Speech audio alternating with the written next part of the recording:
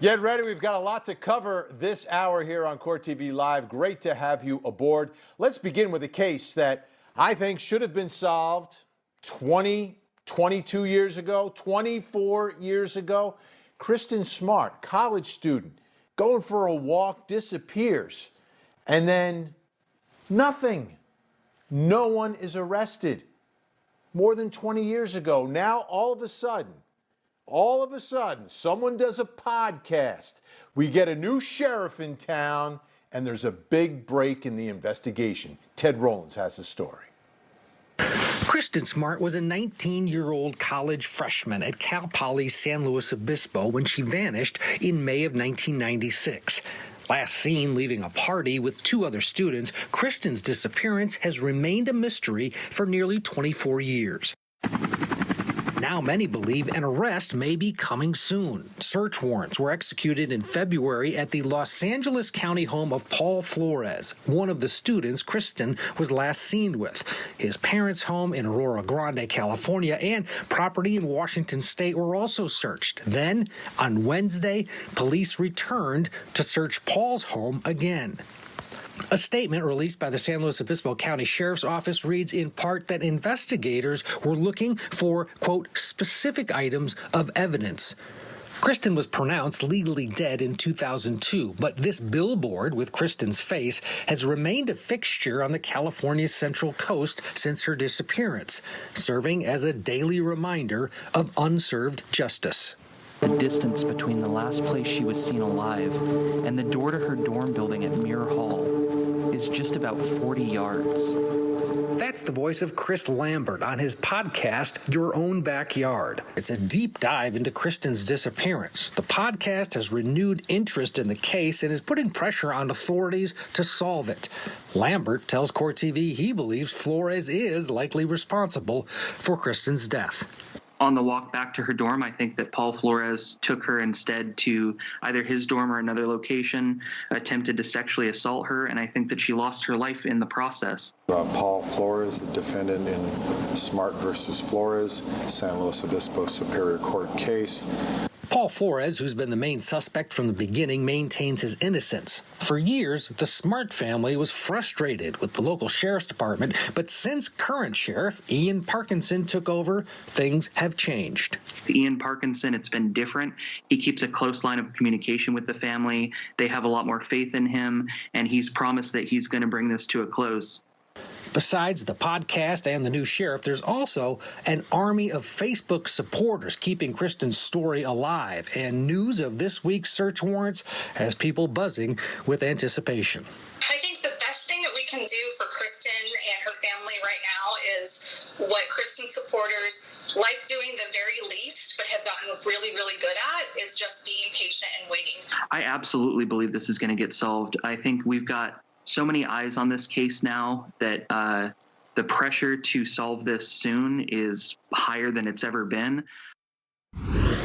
I can't imagine the level of frustration in Kristin Smart's family through the years, how they've had to endure this. Now you've got a new sheriff in town, and you've got some pressure now because of this wildly popular podcast, Facebook groups, public pressure. All of that helps. All of that helps, and that's why we profile cold cases here on Court TV as well, to try to get this investigation going. Looks like it's happening now, but why did it take so long, and can you actually get a conviction this many years later? Let's bring in our think tank tonight to get through some of this. Joining us, Kelly Hyman, great trial attorney, Denver, Colorado. Also with us, Richard St. Paul, trial attorney, civil rights attorney, New Rochelle, New York, and in Stockton, California, Gabriel Sepulveda Sanchez. Great to have you all here. We've got to go ladies first, guys. Sorry, that's just the way it works on most nights here. Not every night, but most nights. Kelly, I am frustrated here. They're getting a specific items of evidence they're going after.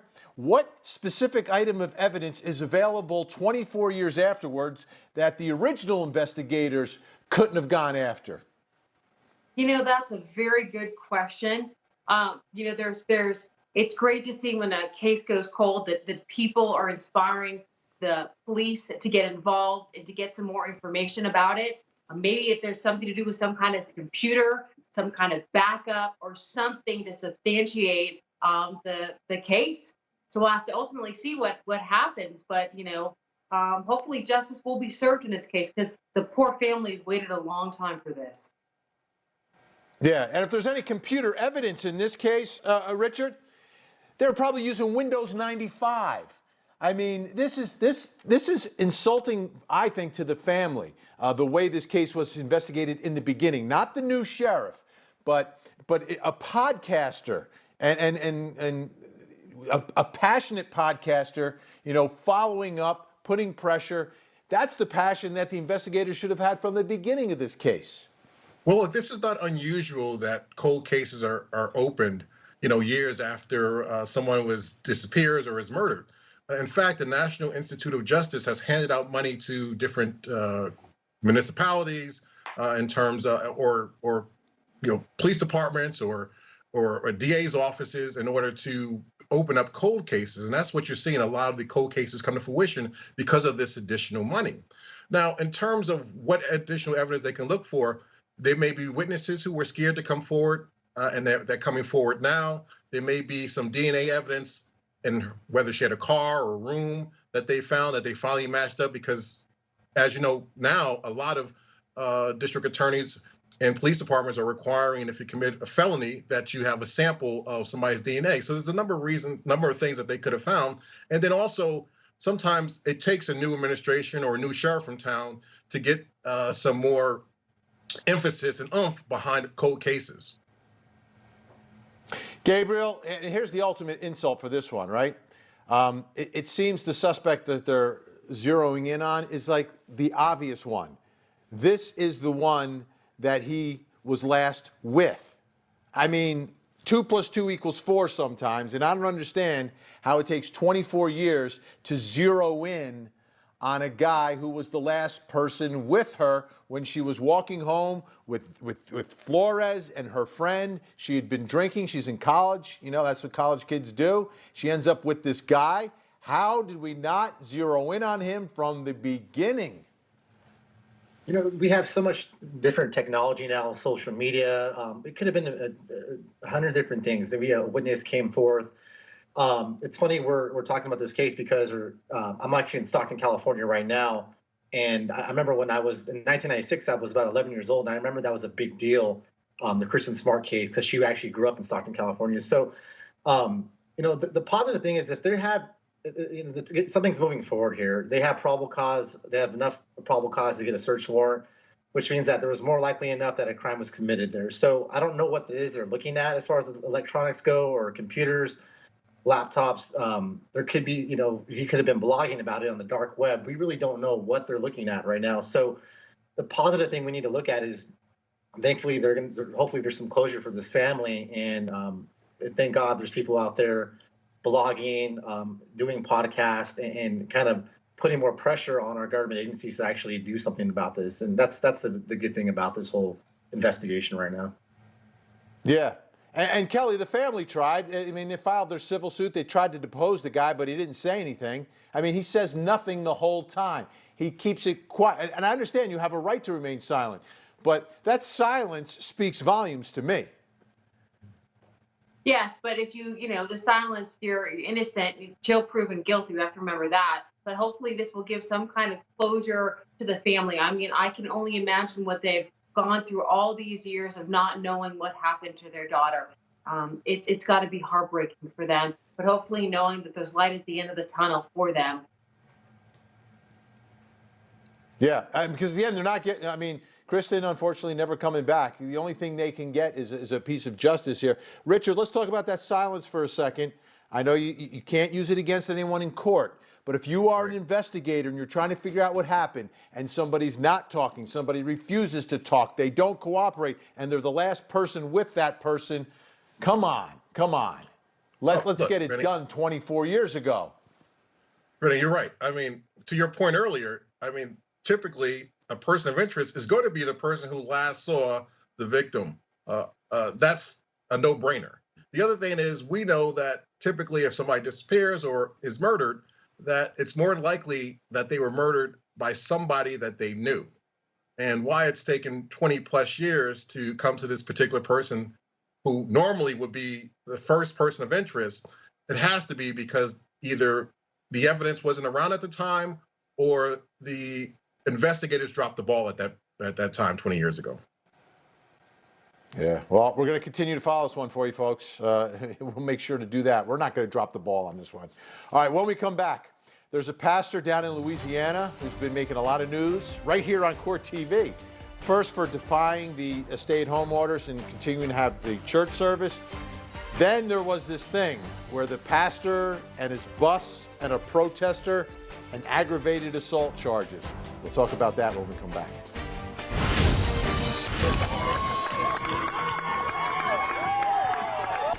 I am not guilty of any charges that I have been accused of. I am not guilty of assault with a deadly weapon. I am not guilty of defying any orders. The only thing I'm guilty of is practicing my faith, which was given to me by Jesus Christ himself. I will see you in church tonight at 7:30. That's Pastor Tony Spell becoming a regular here on Court TV. More issues, not just defying the social distancing and the church services, but then backing up his bus, going after a protester, allegedly. Chanley Painter has the whole story. I was arrested by the...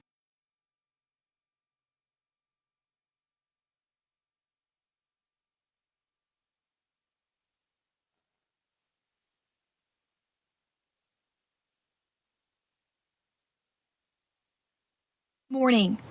He is accused of driving his church bus towards a man who was protesting services being held in defiance of public health orders during the coronavirus pandemic.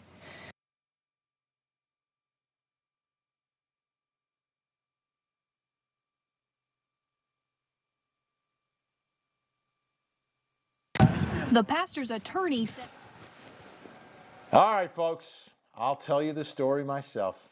All right, let's go to the video because that's the most important part here. All right, he does a U-turn with the bus, and then there's a guy who's been protesting in front of his church for a while. Backs it up. Take a look. He's going, jams on the brakes. Let's watch it one more time. Going. You can see the protester standing there. Jams on the brakes. Okay, so tonight we've got the other part of the story. Okay, so the pastor's arrested, charged with aggravated assault. So, how about the guy who is the alleged victim here, the protester?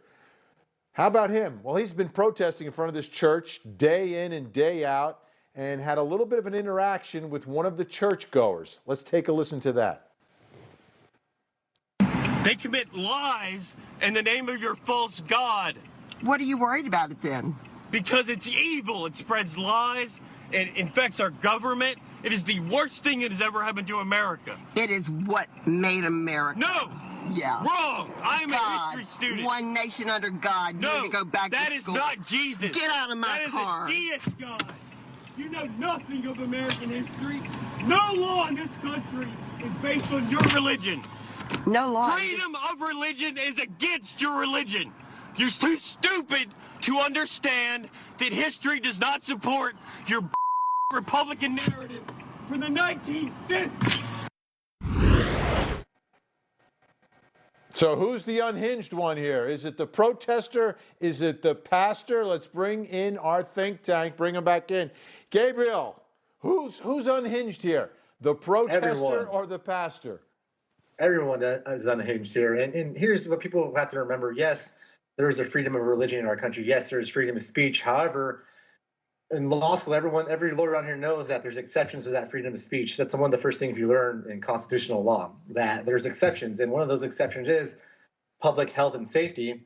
Anything that endangers our community is an exception to the First Amendment. So you can't incite violence. You can't defy orders, just like our state governors have imposed. If there's some sort of pandemic going on and they're having these social distancing rules in place, it doesn't matter if it's limiting your freedom of a religion expression. These are specific rules that are exceptions to our right to freedom of speech, our right to practice our religions here. So I think both people are unhinged here. However, I'm siding with the people that are pissed off that the religions and church gatherings are going off, because these rules are being put in place for us to protect ourselves in our societies. And even though it's an inconvenience that we can't practice our religion and go out right now, which I've been affected too personally, they're here for the benefit of our society, and everyone's out of place in that situation. But I'm siding with the person that is pissed off at the mass gatherings that are going on right now. Gotcha. Let's take a listen to Joseph Long, who is the pastor's attorney, explaining part of their position here. So the governor can't have it both ways. Either social distancing works, and if it works, then the church should be allowed to operate using social distancing. If social distancing doesn't work, he should be honest with the citizens and shut down all congregating, all work, all shopping, except for truly essential shopping. But he can't have it both ways. He can't carve out all of these exceptions to the stay-at-home order and say, but going to church doesn't get the same benefit that working or shopping does. Because with all due respect, shopping and working is not in the Constitution as a protected right. But going to church and assembling for that purpose is, okay? And so, number one, he doesn't have the authority. And number two, even if he did have the authority, he could make the restriction no greater than he would other businesses that are allowed to operate. Richard, St. Paul, how about that? I mean, there's something to that argument that there are other exceptions for shopping and some business. I mean, can you really willy-nilly say, you must close, but you can stay open? Look, I'm going to put the civil rights attorney hat on. Look, I agree with the pastor and his attorney that they do have a right to practice their religion. And yes, there are certain exceptions there. For example, polygamy. It is maybe a religious practice or had been a religious practice in this country, but that was deemed by the Supreme Court to be a limitation because the state controlled marriage. So there are certain limitations, but essentially what the governor has done is said that these people can assemble and, which is part of the First Amendment, and practice their religion. There's two parts of that First Amendment: assembly and practicing their religion. And I would tend to agree that if they were to go to court, that this pastor would win on that First Amendment right. Kelly Hyman, you got to break the tie here. Well, I think the attorney makes some really good arguments, whether the stay-at-home order is constitutional. And ultimately, it'll be up to the court to make that determination, whether it's narrowly tailored to fit that specific desire. But we have to think about when people are congregating that they're going to harm other people and ultimately affect them. And so it's not like after church that they're isolating themselves. They're meeting family members and grandmothers and children and affecting them as well. So I think ultimately the court may make a determination that it is constitutional. Gabriel, I'm going to get back to our protester. Go ahead, Gabriel. Yeah, what they need to do, what the church leaders need to do, they need to come up with a plan. Say, hey, we're going to have, it's going to be limited. They have to. Everyone's having to make adjustments right now, and I do sympathize with the church leaders. I grew up Catholic. I go to church every Sunday. Right now they're doing mass online. I know it's better than nothing. However, if the church leaders can come up with a proposal to the local counties and say, hey, we're going to be limiting the amount of people that can go into our church, or we're going to have more masses with limited amount of people, we're going to sanitize the pews or the church seats, whatever it is, they have more masses and have less people. There's ways that can potentially accommodate the people that want to practice their religions. And I think church leaders need to step it up and get more involved with their local governments then. Yeah. I mean, I also think that we got to go. We got to go to a break. It's the only time I cut you guys off is when I got to go to a break. But appreciate the passion. Stay where you are. When we come back, folks, Ashley Banfield, newest member of the Court TV family, will join us. When I got here, I did. away from us. Do you have the virus? I'm trying to back off, so you're supposed to, You don't have a mask on. Ma'am, I have told you to exit numerous times. This is it. Exit the playground now. Hey, sweetie. And don't, I really am being asked about this. Doesn't sound like that, is it? Because you guys aren't listening. I just told you exit the playground now. It's But we're not trespassing. Are you going to cite everyone for not social distancing? Ma'am. Are you going to Ma'am, you have 5 seconds. 3. arrest me for being in the park? Do it. Report it. Okay, this is not. What is it? Officer, you don't want to do that. Officer, you don't. You're being detained. Am I being arrested or detained? Am I arrested or detained? Someone call Idaho Freedom Foundation right now and get them on the phone. Call now. I'm recording. Someone else call. All right, I think you're under arrest. I'll answer that one for you. Anyway, this is a mom, and there's, I think, a group of moms and their kids. They set up a play date protest at the city park out in Idaho that was closed. And that's how it all ended. Put it up on Facebook today.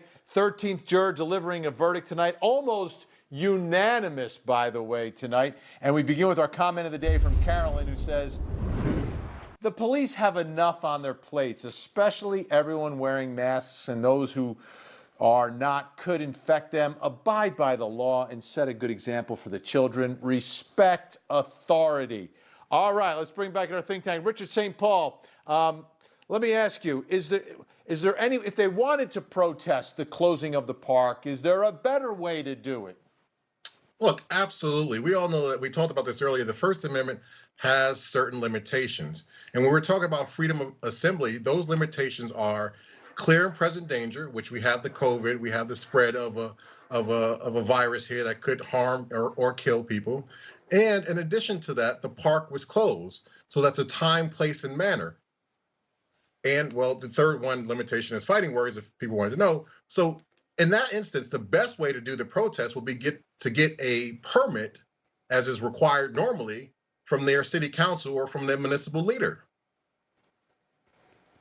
Lisa writing tonight, I think she should have walked away. The parks are closed for a reason, and we most respected that. Rather, we like it or not. I personally think she is teaching her children that you can disobey the law and the cops. My opinion, I think it's wrong. Find something else to do. Lisa's the writer. Kelly, what do you think she was trying to do? What do you think that mom was doing? Because at the end, it looked like she wanted to get arrested. Yeah, I think that they went there to make a statement. However, people are together, and when I saw the video, there was no one that had any mask on. There was young kids that are playing. They were not only potentially harming other people that are there. So there's other ways to achieve that, and I have to agree with Lisa's comment. This was not the right way to do it. Bridget writing tonight, she was asked to leave the park by 2 different officers in this short clip. The park is closed, correct? Yes. She chose to cause a scene in front of her children. I have a problem with that, and several others. She went there fully expecting this to happen. I feel our police need to know how to properly handle these situations. The problem is, what is the proper way? They're breaking the law, and what's best for the majority? Gabriel, let me ask you something else about this, because there are other people there. She's the only one in handcuffs. Is that a problem if you've got other people that happen to be there, other people who aren't 6 feet apart? Well, I mean, here's the thing. I agree with everyone else here. The bottom line is she should have had a permit to be there. I mean, you can't just you can't just go ahead and protest wherever you want. That's a common myth. This is a county park. They had to have a permit. They didn't go about getting that. So, I mean, the police officer chose to arrest her. She was directly talking to him. There's no rule that he has to arrest everyone else, too. She was instigating it with the police officer.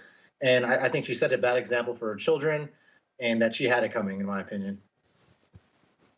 All right, Jamie writes, I know everyone wants to be a cool mom, right? But getting arrested in front of children is not a positive example. I think that's the biggest problem most of the 13th jurors have, is that you're doing this in front of your kids. People are getting bored and just looking to stir up a viral story and cash in. I don't think she's making any cash from this, but do you believe, Gabriel, that also the whole point of going there was to get arrested, was to get this out there and to, you know, let your voice be heard that you don't agree with all these shutdowns? Yeah, I mean, it sounded like she was looking for. She knew she was getting arrested. She was instigating the officer. It sounded like it. It seemed to me like she wanted that to happen. So who knows when people or what their motives are, with all the social media out there. Maybe she wanted to go viral, and it's hard to tell what's in the mind of someone like that. But obviously, I thought that was irresponsible for her to be arrested in front of her children there, and you know, you can see the officer just frustrated. He wasn't instigating anything with her. He said, "Hey, listen, there's a government order. You're not social distancing. You shouldn't be here." He was trying to be reasonable with her, and she was instigating him, and I didn't see any excessive force. He arrested her. She embarrassed herself in front of her children, in my opinion. And who knows what she wanted? It sounds to me like she was looking to get arrested and wanted some attention from it. Doesn't surprise me nowadays. It was interesting. He was doing the old countdown I used to do with my kids when they were young for the timeout. You know, all right, yeah. You better listen. 5, come on, 4, you don't want a timeout. 3, and boom. Yang right He's lucky that's all that happened to him. Yeah, exactly. He's lucky. He Yang got writing, another officer pissed off and wrestled with her or something, you know? Yeah, then we have a super viral video. That's funny because if the cops didn't enforce it, then they are at the wrong. But if they are enforcing for public safety, they're at the wrong. Dude, pick your side, ladies. I mean, if anything happens, they're going to say, but why didn't they enforce it and arrested them? I say the police did what they had to do. If you're angry, talk to their boss. They're just taking orders like they were told. That's the other part of this, Richard. It puts police in a difficult position, and it's forcing the police hand to have to, again, confront citizens. When we know that police have to confront citizens all the time. This is one that could have been very avoidable. I think that's the biggest problem I have. Yeah, you know, I have clients in my civil rights realm who, try to argue their case with the police officer. That's not the time to argue your case. Obviously, it seems like she was looking for that particular attention. She's had previous run-ins, I think, doing refusing to vaccinate her kids, is my understanding, and has had, kind of led different types of protests before. But the bottom line is that the police enforcement is an executive function, and then you leave it up to the judges to decide whether or not you're guilty or something. So arguing her case and giving the police a hard time, that was not going to make it a difference. The police were there to enforce the law. She should have cooperated. She set a bad example not only for her kids, but the people around. There's a right way to do things, and this was not the right way. Absolutely. Kelly Hyman, Richard St. Paul, Gabriel Sepulveda, Sanchez. Wonderful to have you on. Please stay safe and please come back on the show. Thanks so much. Thank you. Thank you. Take care. Be safe.